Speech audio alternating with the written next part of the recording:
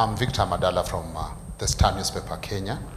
I have a question because the traveling tourism, the outlook shows that it is recovering. How is it, how the current global, the geopolitics we've emerged from COVID, we've seen what happened in Ukraine and now in the Gaza Strip. How is this impacting on the global recovery of this traveling tourism? And then the second question, I just wanted to get a clarity. It is 23 years that WTTC is coming to Africa. I just wanted to know maybe the parameters that WTTC look at to choose a venue to host. Thanks. Thank you. Just looking at the economic outlook and how we were impacted by the pandemic. I always say travel and tourism, if you look at 2019 as a baseline, 1 in 10 jobs on this planet come from travel and tourism, and 1 in 10 dollars that are created as wealth come from travel and tourism. If you want to understand the data on that, it's Oxford Economics, and it's direct, indirect and induced. But it's a very, so we are very, not just as Arnold said, a force for understanding and building bridges, but also a major economic force. We also, in a lot of countries, give jobs to people who are in an informal economy and lift them out of informal economy, educating them, training them, and putting them in the more formal economy where you pay taxes, and it's a virtuous circle. But looking at the numbers, as I say, it represented 10% of global GDP. It was worth about $10 billion in 2019. We lost approximately 50% of our value during the global pandemic. We were probably one of the hardest hit sectors. Arnold was heading up, and he can tell you, one of the major cruise lines, Carnival, they had a lot of ships, and he would tell you what that meant. I was in aviation, we had to ground all the planes that we had. So it was really, really hit hard, and 62 million people lost their jobs. Some in wealthier countries were protected with furlough schemes. Other people literally couldn't put food on their table. So it was really, really powerful and damage. Now, the interesting thing is we are very, very resilient.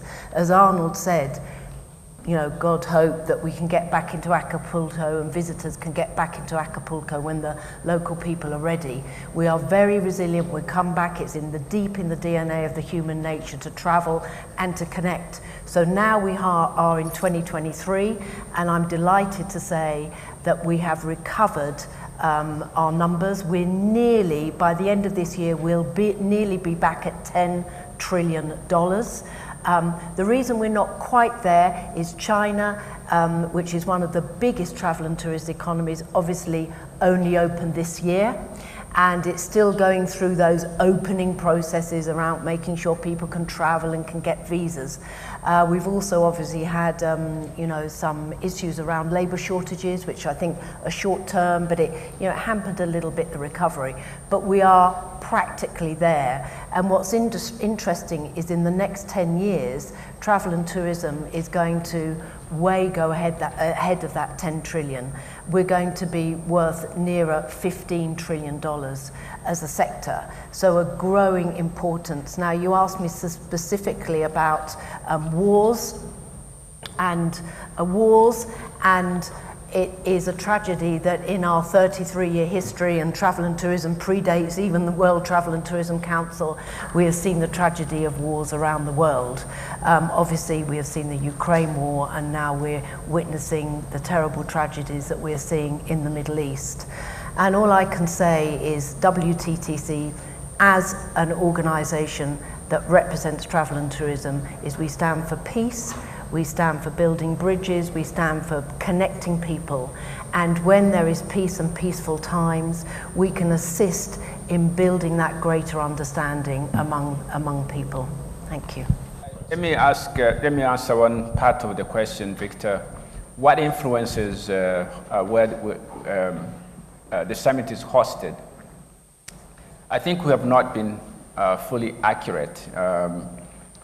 While it's taken 23 years for the WTTC summit to come to Africa, it's also true that many African countries are not members. and it cannot go to a country where there are no members. Rwanda became a member only 2 years ago, and we could not have hosted this event before we became members. And so for many years, we were not.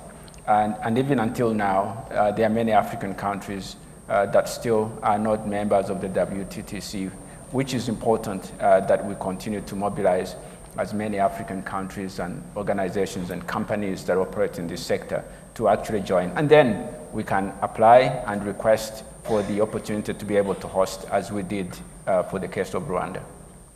So we are very, very delighted to be the first host of this incredible summit on the African continent. And so for us, that means that this is an African summit. It's not a Rwandan summit alone, because today we celebrate a milestone that has taken 23 years to happen. And so we are very glad that you came in large numbers, members of the media fraternity, because this is important to us. Tourism, you see, has brought Rwanda closer to the world and brought the world closer to Rwanda. And we are delighted that you will play a role in continuing to enhance that major contact that our country has with the world.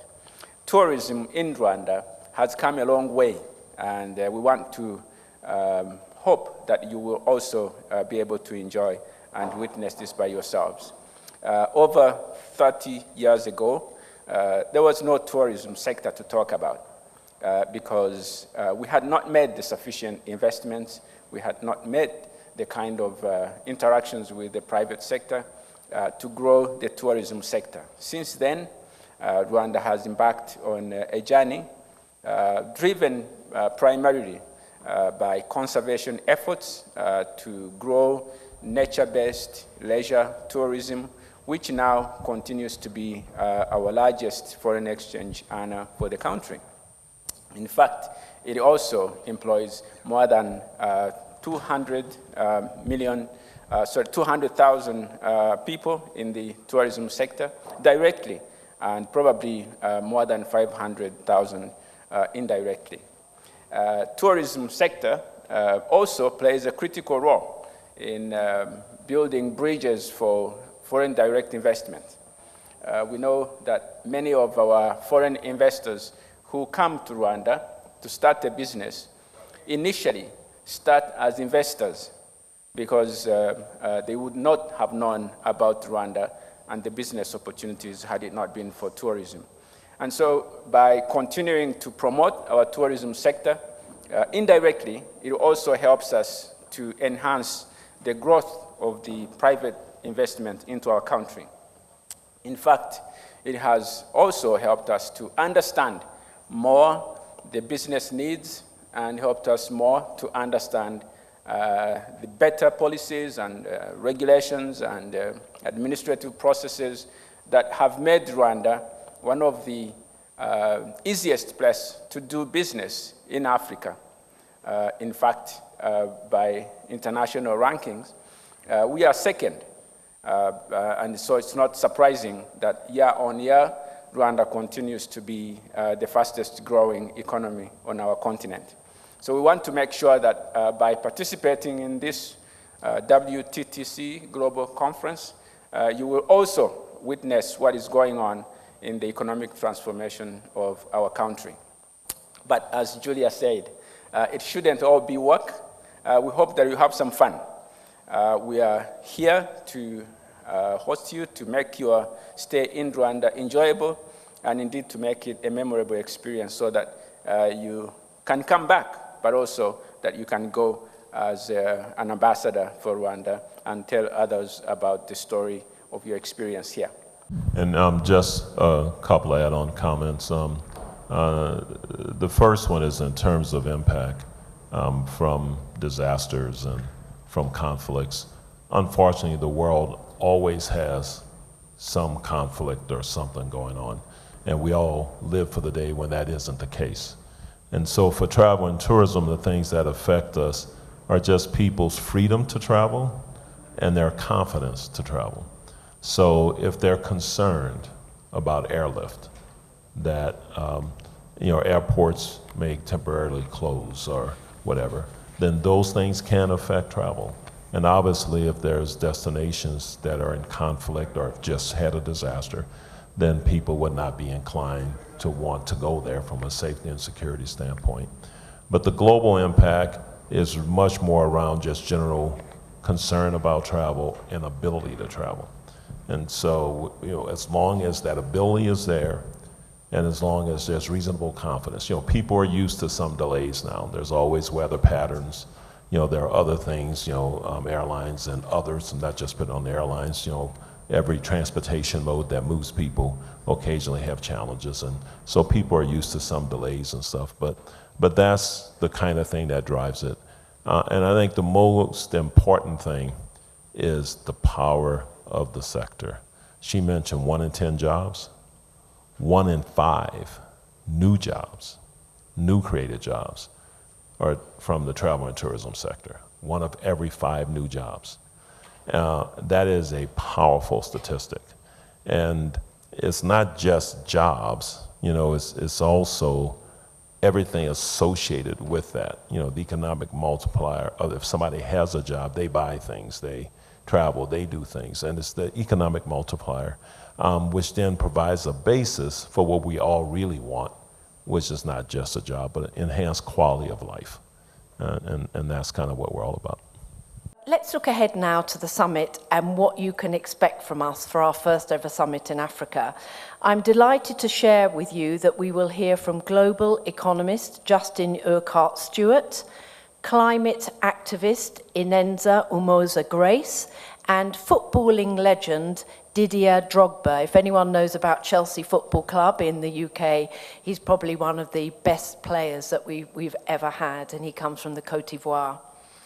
We have more than 1,000 people attending the summit in person and thousands more joining virtually. And we have about 45 countries represented. Many of them have brought ministerial delegations, and we also, for the first time, have 2 heads of state coming, 2 existing heads of state from the region.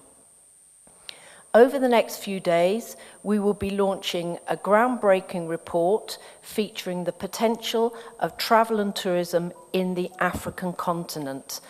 And there will be a separate press conference to announce that report. And we will also be launching our latest report on diversity, equity, inclusion, and belonging. Thank you. Thank you, Francis. Thank you, Julia. Thank you, Arnold. Thank you, everyone, for being here, and we'll see you again tomorrow.